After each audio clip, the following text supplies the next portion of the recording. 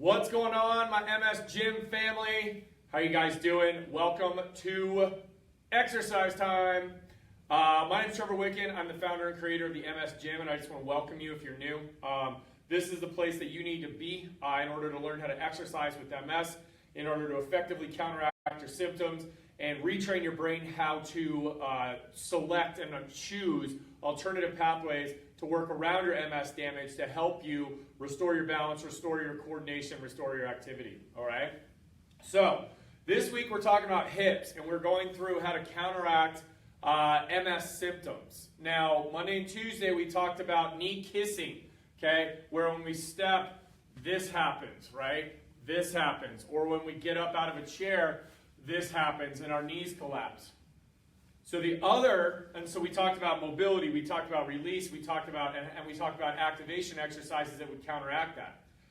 Today, what we're going to go over is a second common hip gait problem that often accompanies hip or knee kissing, and that is the hip hike, okay? So when you take a step, it's like this. It's like this, okay? And it's probably not even that, it's more complete straight leg and having to get around, complete straight leg and having to get around. So before I get into the stretch and releases, I need you to understand some functional stuff. So as you lift your hip, okay, your hip should, for normal gait patterns, should lift, kick, extend, and move, okay? What happens with MS is that oftentimes spasticity, especially along the spine, because it's at like L3, L4, which is back here, oftentimes will affect the psoas or will affect the iliacus, two separate muscles that will help with lifting your leg.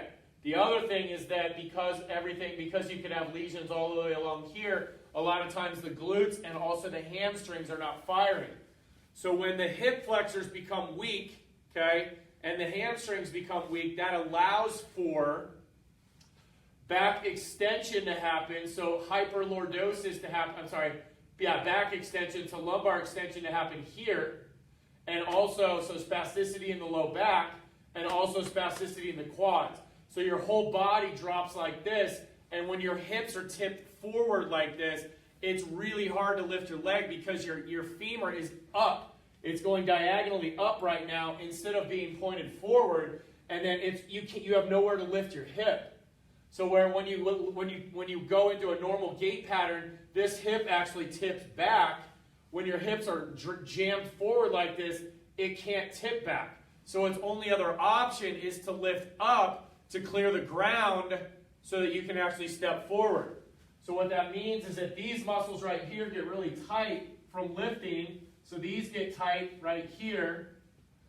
These get tight right here from lifting and from that swinging, because the TFL does the swinging motion, right? It's a hip abductor, but it's also an internal rotator. So you have your QL freaking out, you have your tensor fasciae lata freaking out, you have your adductors getting super tight, and then your hip flexor, your hip extensors right here, okay, your knee extensors and your hip flexors right here are locked into place.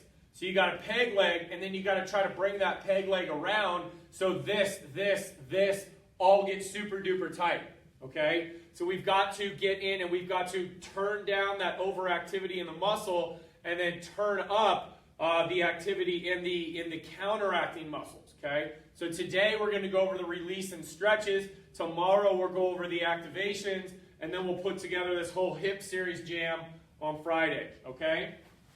So, probably the best way that we're going to start with is the rectus femoris right up here in the quad, okay? So one of the best ways to do that is probably seated in a chair, all right? And then I want you to try to find either a lacrosse ball or a rolling pin. I really like rolling pins for hitting people, and I really like rolling pins for quads because there's so much muscle tissue in here, and when these things get spazzed out, they're really hard to release by hand. So the only way to really do it by hand effectively so you don't trash your fingers is by using your fists to get in there. Now what I would do is find a stool and kind of put it in a place where you can lean back against the wall, or use a high back chair that you can lean against as well. Now what you want to do is you want to extend that leg forward a little bit as much as you can and lean back, and then get up. You want to start way high up in the hip because the rectus femoris starts way up here. So you can start off maybe getting in with your fingers up here and then move to the roller, or you can grab a ball and kind of get up in that higher rectus femoris. Oh, that's sore on me today, okay? So I'm right up in here getting that ball going, okay? Because we got to get that spasticity chilled out. We got to get the brain saying, yo man, we got to chill. And like I talked about yesterday in the members corner, we went over, we did a pretty good lecture on muscle spindles and Golgi tendon organs, and that is why pain and stiffness can sometimes increase when you work out, because those little sensors in your muscles are like flipping out, and then they're trying to prevent overstretching, okay? Because they're not used to being lengthened. So when we do this, we want to take it slow, and we want to say, hey, little muscle spindles, it's okay. Come out and play. Everything's going to be fine. So what we're going to be doing here is going right down the middle of that rectus femoris, okay? So you can go down the middle of that quad. You can turn it to the side just a little bit to get a little bit more of that vastus lateralis. I'm hitting rectus femoris and vastus intermedius here. And then you also can get vastus medialis as well. So all of those quad muscles come down and they connect over the knee. So if there's tension or spasticity in any of those muscles, your leg is going to go into extensor spasticity. You ain't lifting. You're going to end up walking like a pirate, okay? Arr! It's fun for the movies, not fun for real life. Unless you decide to put a pirate hat on, get a parrot, and walk around like that, because that would just make sense. Right? All right, so we're getting into that quad. Now I'm going to switch this up on you a little bit. We usually kind of do the release stuff first, but we're going to go directly into a stretch, okay? So find that spot. All right, now what you're going to do is you're going to take your leg, grab your pant leg if you need. You're going to pop that leg back behind you.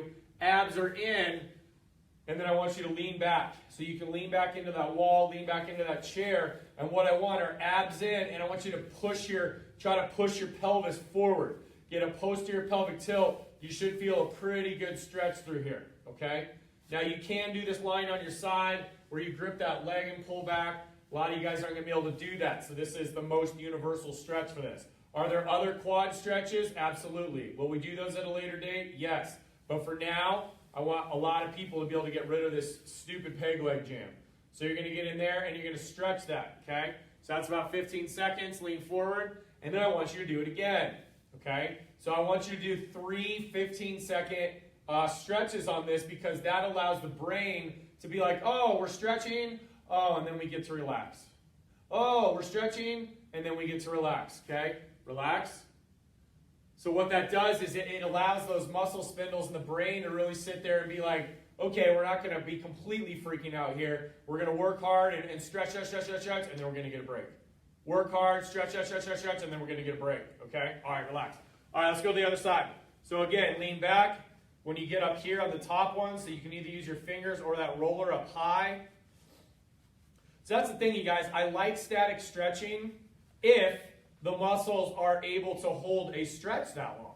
Because a lot of times, if you've been stuck leaning forward forever, right? Or you've been in a chair like this forever, and all of a sudden, we're having you get up. These muscles are so stinking short that when you stand up, and all of a sudden you're doing more exercise and you're doing this, the body's going to flip out, and a lot of those neural sensors in there can go haywire, okay? So you got to get these things loosened up first, and that overactivity inhibited, and those muscle spindles calm down, and then you got to go through and you got to stretch those bad boys out and let them know it's okay to be lengthened. We're okay. We're safe. We're not going to fall down. Okay? All right, so we're getting that rolly pin. Rolly, rolling pin. Rolling, rolling down my leg now. See, making songs up while you roll is amazing. I just got to say. Okay. All right. So up tall, Sit back against your wall, grab that leg, pull it back, and then abs in, tip that pelvis, and feel this right through here. Now you've got to make sure not to arch your back, okay? So you want to make sure that you're tipping your pelvis and your abs are in, and you're stretching this. I actually do this stretch all the time when I'm working on my computer, because these get so tight on me, and my body likes to move and not sit. So I'm constantly sitting like this, like typing at Starbucks. I'm just like, switch. Okay, cool. All right, so we worked on this in the last series, but this is important, adductors, okay? So we're going to go right here, and we're going to get into that adductor again, okay? How many series now have we worked on adductor release? Oh, I don't know, like 15. That's how important it is and how prevalent adductor tightness is in the MS gait pattern and MS community. So you've got to get in and release this stuff, because the minute that you go try to walk, if this is your default muscle that the body uses to pull that leg forward, it's going to internally rotate you. It's going to pull your leg to the inside, okay? So you got to get in there and you got to work that thing, okay? So about 30 to 45 seconds, and then we switch, okay? So I like to use, on this, I'll use fists, okay? I'll get in there. Now you can use a roller on this and get in there as well. Oh, yeah, you see, you can get in there. Right there, man. It's always the bottom of my pectineus. All right. And some of my gracilis and brevis here. Okay, that's good. So you can do that, or you can do the other side. Woo! Good. Now yesterday we talked about how to increase activity in your adductors and increase flexibility by doing PNF stretching, okay, or autogenic inhibition. So we're going to do that again. So we're going to be right here, starting kind of narrow, okay. What I want you to do, okay, is I want you to push on those legs. So we're going to be right here. So you're going to push into your hands and you're going to push back into your legs, and we're going to hold this for 6 seconds and then stretch. Ready and push. 1, 2, 3, 4, 5, 6. Good. And then go down, and I want you to stretch and hold that. Okay? Either here or here. Just chill and just hold that. So a little bit of different from yesterday. We're doing a PNF, and then we are going into froggy stretch. Okay? And hold it. So it's about a 6-second push, and then probably like a 10-second hold. Okay? A little bit wider. Okay? Ready and push. 1, 2, abs in, chest tall. 3, 4, 5, and 6. And then just lean forward and stretch those bad boys out. 6, 7, 8, 9, 10. Go a little bit wider. Okay? And we push. 1, 2, 3, 4, 5, and 6. And then we're going down again and stretch. 1, 2, 3, 4, 5, 6, 7, 8, 9, and 10. Good job, you guys. Okay, cool. So what we're going to do now, go ahead and stand up, and I'm going to show you how to do this stuff on a table or a bed to show you that you can do this, okay? So the next thing that we're going to do right away is that we're going to go right into a adductor stretch on our floor or our bed. So get there. And then in yoga practices, this is kind of called a happy baby, but I just call it a frog on the back. Okay? So what you're going to do is you're going to slide your hand down as much as you can, grip your leg. So probably grip your more affected leg here, grip the shin. Then you're going to slide up, get your good leg so you can pull it up, and all you're going to do is just sit back. So you're going to sit back, and you're just going to pull. Okay? So we're going to hold that. Yeah, we're going to hold that, and stretch out that groin for a second. So hold that 10 more seconds. I got to get a strap.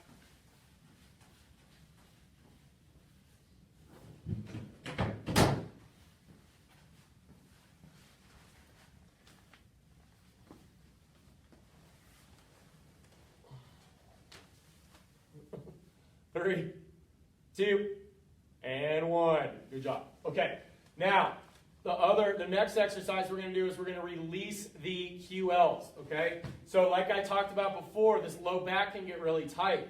So you can get in these muscles right here.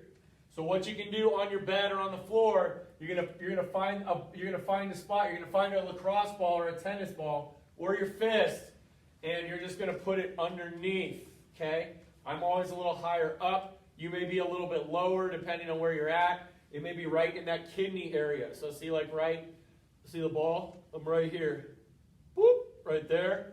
Put that ball there, and then you just kind of chill, and you kind of just lift it up. Oh, there's a spot, right? And then you just hang out there. Now, on these, you're not really going to roll around. Once you find a spot that's sensitive, like right there's one on me, you're just going to kind of hang out there and breathe. Now, make sure that your abs are gently drawn down, and I know that it hurts, and it's tender on a lot of you, so make sure you're not arching to get away from that pain, okay? If you need to, kind of just ease yourself in to hold the ball there and take a little bit of pressure, give yourself a little bit of help, so that you're not arching off that ball, because that can throw you back into spasm, which is not good, okay? So you're going to find a spot for 10 to 15 seconds, maybe 20, and then breathe, and then maybe you move up a little bit, okay? Because when you hike your hip up like that, the muscles basically all the way up your spine are affected, okay? So you've got to make sure that you're stretching that properly, all right? Okay, good. Let's switch sides. So take the ball. Let's go on the other side. Find that spot.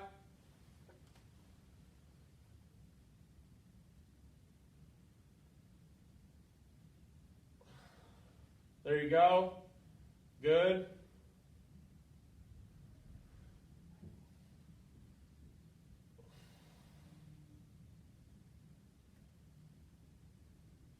All right, relax. Okay, now, we've done this low back release before, this SI joint, but I'm going to do it again, okay? And this is in the low back series, but it's a good one for doing this as well, okay? So what you're going to do is put the strap underneath your legs, okay? So you're going to pull your shoulder blades back, get that one leg up, get that other leg up, and this is called an SI roll, okay? So what we're doing here is a sacroiliac roll. So what you're going to do is you're going to hold your band, lock your shoulder blades down, you're going to drop your legs to one side, then you're going to pull them back up, and in a circular motion, rotate to the other side. So you can go this way, you're going to go 10 going clockwise, and 10 going clockwise, and then counterclockwise. You can also do it just grabbing behind your legs and going. The key is not to drop too far right here and arch your back. You want to stay small circles and just work on adding mobility back into that SI joint. Okay, so that's 4, 5, 6, 7, 8, 9, and 10. Switch it. 1, 2, 3, 4, 5, 6, 7, 8, 9, and 10. Good job, you guys. Okay, now, real quick, we're going to turn over on our side now, and just like we talked about last week, or a couple weeks ago, we're going to work on releasing our TFL, okay? Actually, we talked about it on Monday. Okay, so you're going to get your fist right here. It's in the muscle that's right here in your pocket, so right underneath that is your TFL. So you're going to get right up in here, and you're going to let that thing go. Now, we showed you a TFL stretch lying down on Monday. I'm going to show you a standing one here in a sec, but we got to get that TFL loose, okay? So you just kind of use your fist and go throughout here. Can you use a ball? Yeah. Can you use one of those massage half ball rolly things that looks like a stick deodorant? Yes. You can use a Theracane? Yes. Just be gentle with those Theracanes, man. They can get pretty brutal, okay? So you're massaging out the TFL. Okay? All right, let's switch sides. So you can just roll over, do the other side. Okay? Same jam.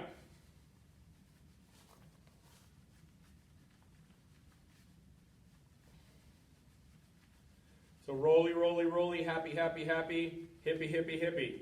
Everybody loves a happy hippie. Typically hippies are kind of happy though, because they're usually usually chemically altered. I'm from Boulder, Colorado. I should know. Grew up with all those hippies. All right, right there. And relax. Yeah, I didn't fit in so well there. Okay. All right, so go ahead and stand up.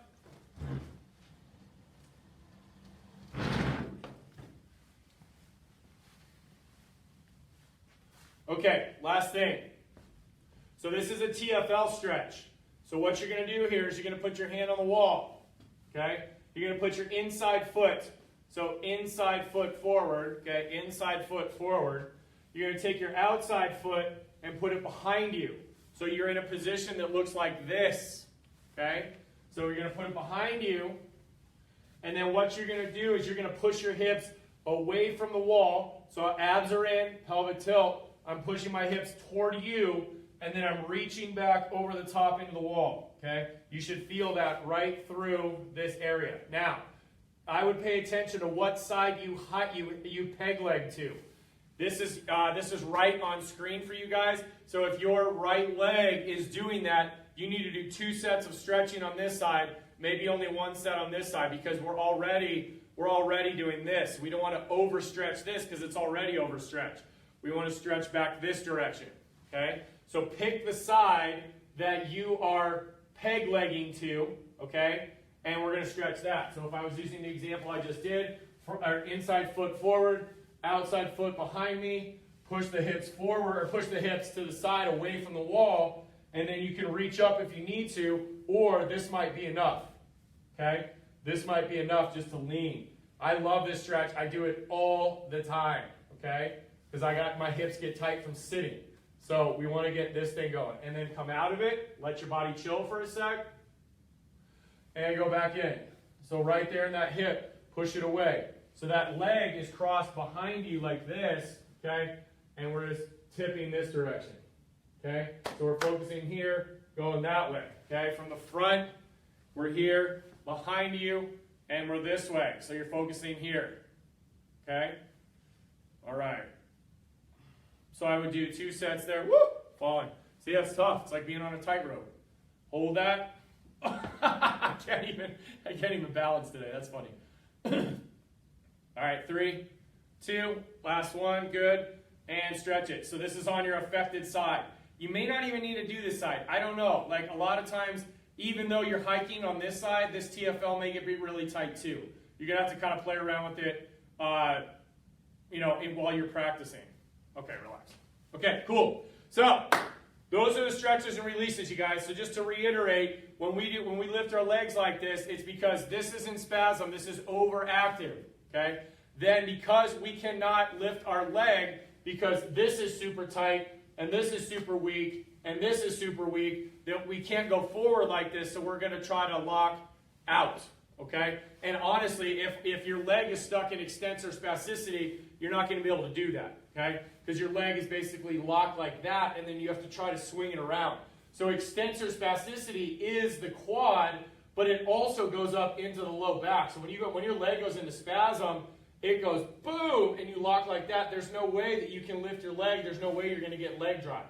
But by doing releases on rectus femoris, adductor, TFL, and QL, and then stretching them, you're going to be able to start to build a body that can actually step forward. I've seen that happen in here. The past 3 weeks, I've had a ton of people with circumduction gait come in here, and after about a week to 10 days, they're on their wheelie walker or they're on their walking poles, and we teach them that kick. There's boom, kick, and their knee is lifting and their leg is lifting again. Okay? So, that's the beginning of peg leg. I'm sorry, all you pirate lovers out there. It's time to hit the high seas and get out. Arr! Okay? The cavalry's coming. We're taking the pirates out so we can walk and we can march and not be peg leggers. All right? So, you guys are awesome. If you want to comment. If you want to like, and I'll talk to you guys later. Have a good day.